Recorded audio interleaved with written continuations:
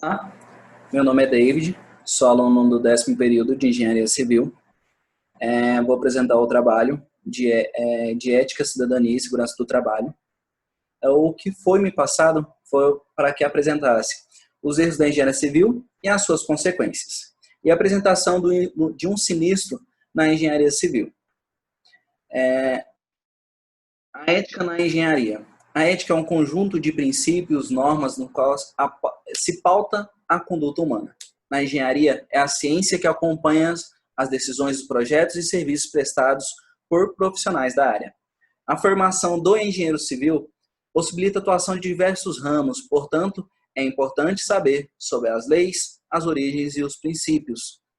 Ou seja, a gente tem que saber o que realmente é a nossa profissão para que a gente comece a exercer ela, para que a gente possa chamar essa responsabilidade, porque não é somente estar com o diploma na mão que às vezes você está apto a fazer um serviço ou prestar algo para alguém, tá bom?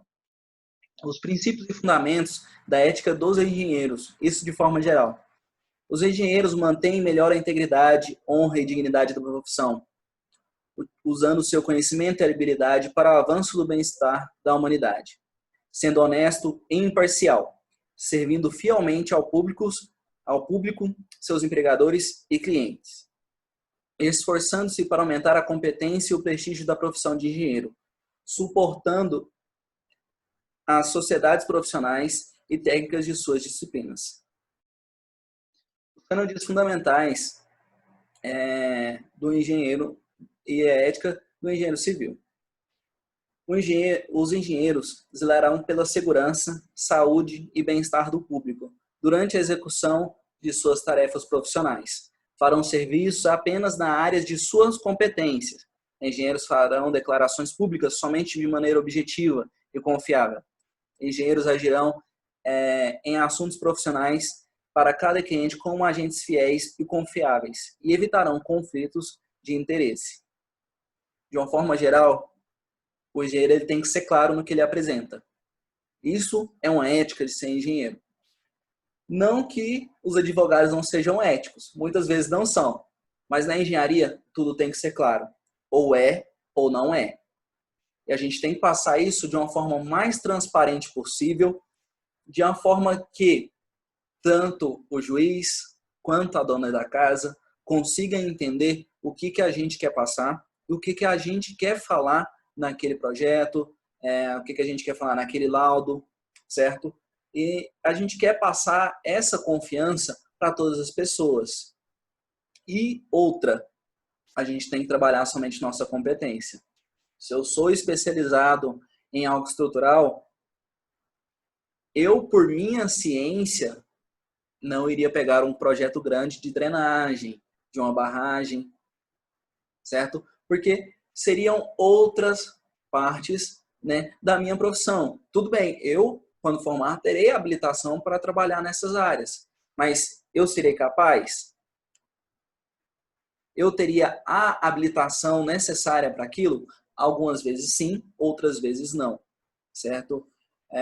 As pessoas, com o tempo, vão adquirindo conhecimentos e tudo mais, né? E não se tem um cadastro, certo? Um diploma que aquela pessoa está ciente, é capaz de fazer tal projeto, mas a pessoa consegue. Diferente de outros também, que às vezes a pessoa tem um diploma naquilo e não consegue executar tal projeto. Engenheiros construirão sua reputação profissional com mérito de serviço e não competirão de forma injusta com os outros. Ou seja, a gente tem que ser justo no nosso serviço, né? Isso também é uma ética profissional. Abaixar tanto o serviço que se tornaria inválido essa competição de mercado, coisa que acontece bastante hoje em dia, né? Por conta da questão do desemprego e tudo mais. Muitas pessoas abaixam seus serviços, colocam seus trabalhos, né, em um valor não competitivo de mercado, né? Isso às vezes pode ajudar a pessoa, mas não ajuda a classe. Às vezes a classe sendo ajudada, a pessoa ela é ajudada também diretamente. Engenheiros agirão de tal maneira a manter e desenvolver a honra, a integridade e a dignidade da profissão.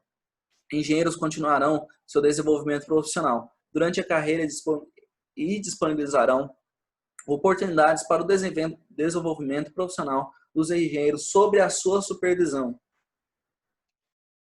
Os principais erros encontrados e suas consequências.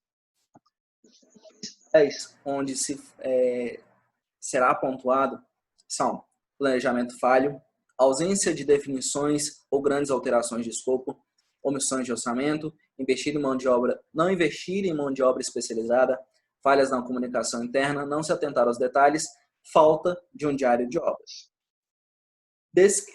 Sendo descritivo nesses pontos mostrados. Planejamento falha. É a primeira etapa de qualquer projeto, de qualquer obra, né, de qualquer serviço que for prestado, não somente da engenharia, mas em qualquer outro serviço, primeiro temos que ter um planejamento. Se não há planejamento, não é uma execução bem feita. E com esse planejamento que a gente evita realmente esses imprevistos. As alterações no escopo. É normal que durante o processo de execução o escopo sofra algumas alterações. O cliente no final nem sempre tem determinado conhecimento do custo e do tempo necessário. Isso é um ponto bem ético e profissional, certo?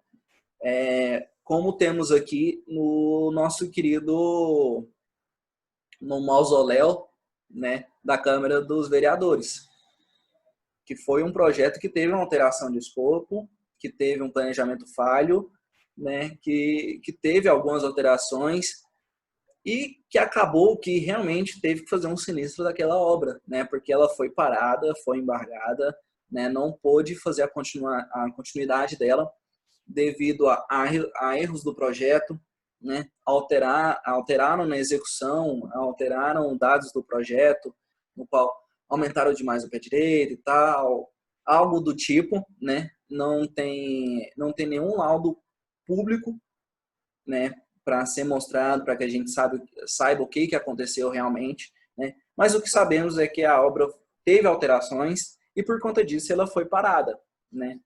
Então, essa é uma questão que tem que se ver. A omissão de orçamentos. É necessário fazer uma comparação dos valores e os prazos de entrega, criando um histórico bom para cada fornecedor. Não ter um plano B pode gerar problemas.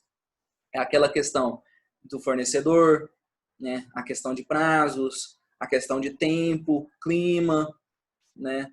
Às vezes vão fazer uma obra, um trecho de uma obra do governo, às vezes um recabeamento, às vezes uma duplicação, e aí o governo inicia logo aquele projeto no final de outubro, né? Que é aquele tempo bem bom de chuva, então possivelmente vai ter alguns atrasos nessa obra, né? Que é comum, né? É natural que ocorra devido a essas avarias climáticas e tudo mais. Isso não em obras públicas somente, tanto em obras particulares, né? A chuva atrapalha, em outros locais, neve, dependendo do material que você vai trabalhar, isso atrapalha bastante na maturação do cimento, do concreto, né? Da cura. Às vezes o tempo está muito quente, a evaporação é muito alta, né? Tem que fazer um controle da temperatura daquele concreto.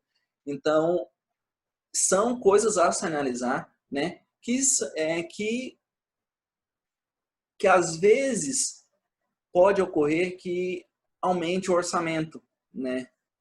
Tenham que trocar de fornecedor, tenham que trocar de mão de obra. Para eu conseguir entregar no meu prazo, eu vou ter que contratar mais pessoas, né? Então, realmente, isso é um ponto onde se é falho na execução de alguma obra. Não investir em mão de obra especializada. Esse ponto, acho que não preciso nem pontuar muito em cima dele, né? Porque é meio óbvio que profissionais não capacitados gerarão obras incapazes. Falha na comunicação interna. As ordens de projeto devem passar pelo cliente, setor administrativo, arquitetos, engenheiros, mestres de obras, antes de chegar ao operário, né? Não é aquela história do contratante chega direto no operário, no servente, no mestre de obras e passa o que é para ser feito para aquilo lá. Não.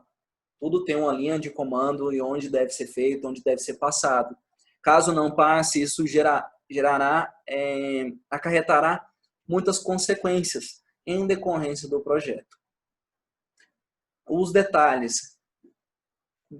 Os detalhes são realmente os que muitas vezes importam e que podem gerar grandes consequências. O chão sem caimento, vias sem acessos, detalhes que muitas vezes passam despercebidos e que geram transtornos.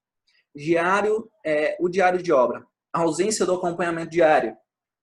Esse acompanhamento muitas vezes não é feito pelo engenheiro, é feito pelo estagiário do engenheiro, né? Que faz muita falta em muitas obras, um estagiário competente, que faz aquele acompanhamento, né? Faz o diário, confere o que está sendo feito de cada dia, né? Se houve avarias, se houve alterações, o que aconteceu, né? Tudo isso tem que ser passado nesse diário e aferido por etapas. Com isso, o projeto estando ok, tem um diário de obra, tem uma supervisão de obra, então a gente com certeza aquela obra ela conseguirá chegar ao seu final sem nenhuma avaria e sem nenhum problema maior que possa causar. Sobre a avaliação, né, de um sinistro. Eu faço um trabalho de TCC, agora do 10º período, sobre avaliação de pontes e viadutos, né? E eu quero apresentar, né, uma vistoria, né, uma análise, né, que já foi feita, certo? Porque a que eu farei ainda não está concluída, então não posso apresentar isso para vocês. Seria um grande serviço, mas não consegui concluir ainda. O lado da vistoria. Da vistoria, ela foi contratada pela Prefeitura Municipal de Santana do Deserto, em Minas Gerais. Ela fica entre Santana do Deserto e Levi Gasperian.